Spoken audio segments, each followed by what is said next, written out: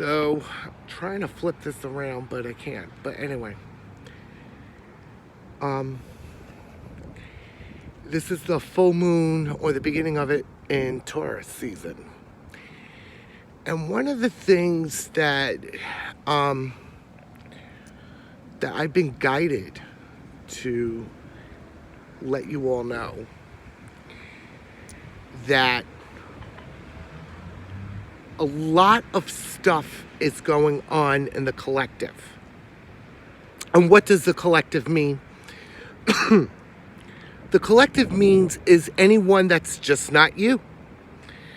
And or people, it's definitely people around you, whether there's, whether it could be people you live with or people you work with, that are your colleagues, and the list goes on and on. Partners, spouses, family members, children, you name it. So, one of the unusual things that happens on this full moon, which is a full moon in Taurus, is a lot of emotions are coming up to be released.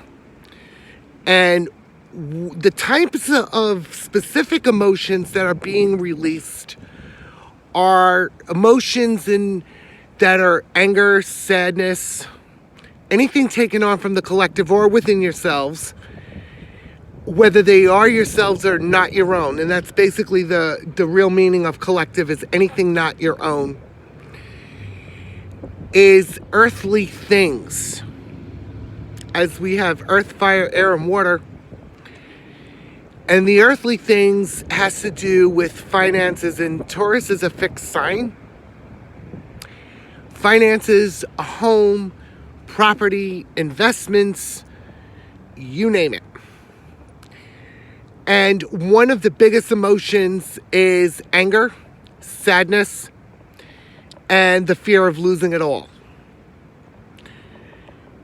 And one of the things is that it is stuff we cannot hold on to or no longer hold on to, especially if they're emotions on our own that are not your own. And why hold on to anything that's not your own? So one of the things is two things, is to remain grounded. And there is no such thing as grounding too much. And the simplest way is taking 3 nice deep breaths and holding it in for as long as you can. And letting go of whatever stress, tension, or emotions that they are. So, once you are grounded, you are back into the present moment and staying in the present moment. There is no such thing as grounding too much. The one thing you can tell is if you check in with yourselves, and it's pretty easy. Is this my own? Or is this from the collective? If it's not your own and it's from the collective, it's the easiest thing to get rid of and to let go of. Letting go also in this realm is people, places, and things. And sometimes I got the moon shining. Yeah, there we go.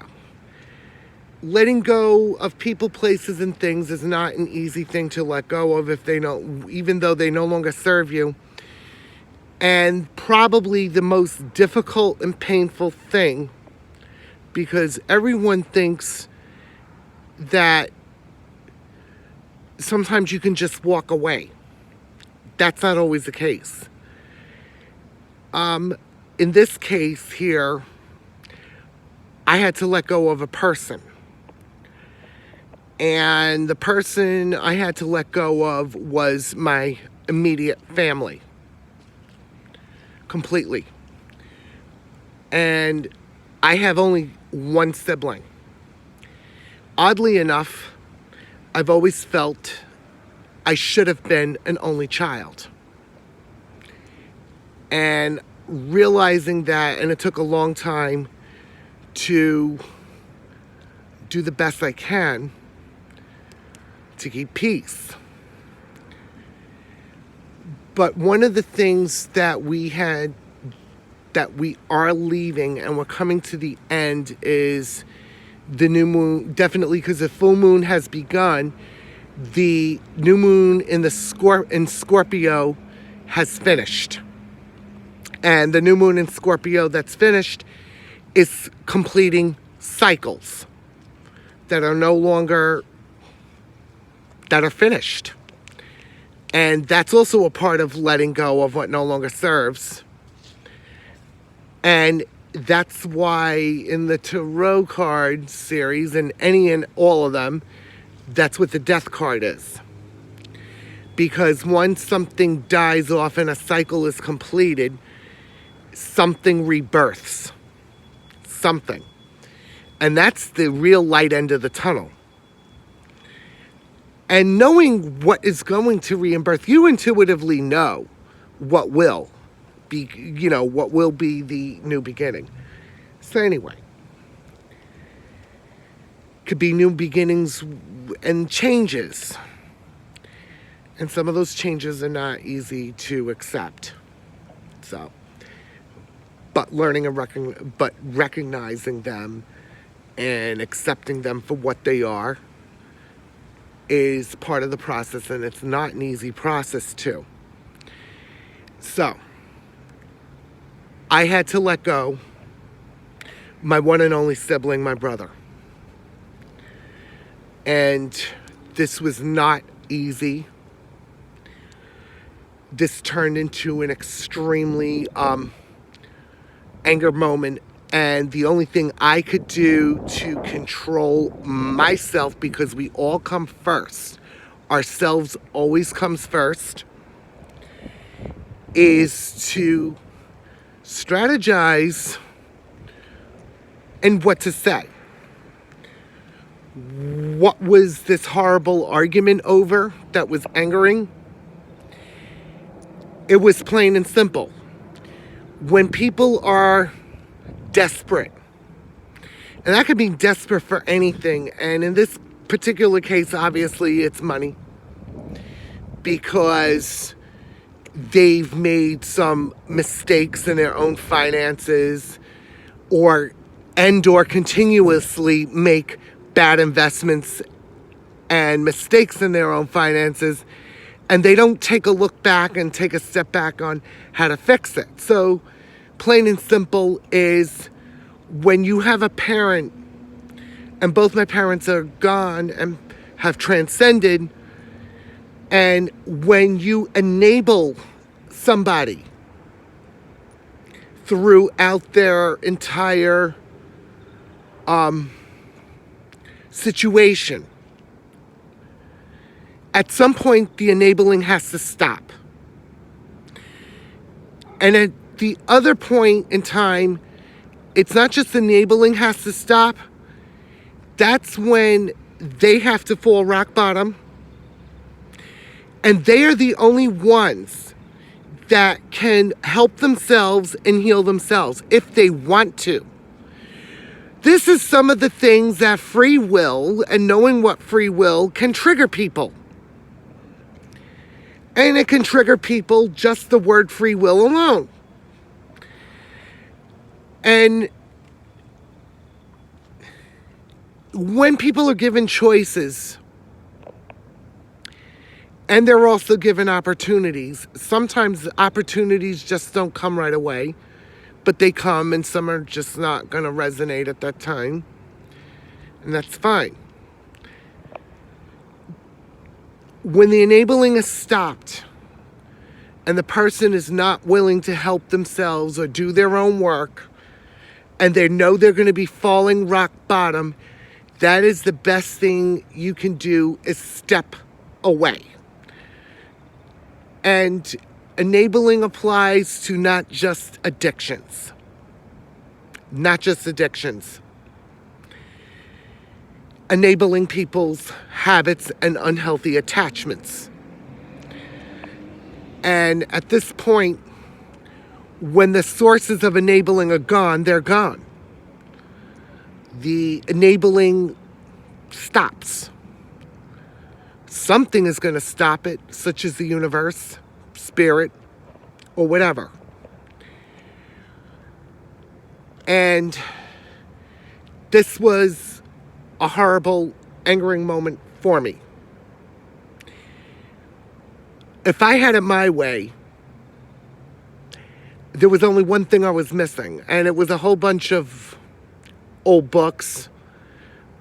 I probably would have set up a bonfire in my yard. And I'm allowed to do that, and it would be done in a safe manner. But unfortunately, this evening I don't have that resource, and the type of weather we're having, it's a little bit windy out. So being constructive and finding another alternative was the best answer in this situation, which was I hung up the phone. I am not listening to you. And you can complain because you don't like the fact you were held accountable. You were held accountable for your greed, non-care, your selfishness, and your non-participation. And I'm not afraid to hold anybody accountable for their actions. We are all held accountable for every one of our actions, whether they're good, bad, or not. And don't be afraid to hold anyone accountable. I lost that fear a long time ago. So the only thing I can do right now is keep my own self grounded. Is the anger still there? Yeah. Still there.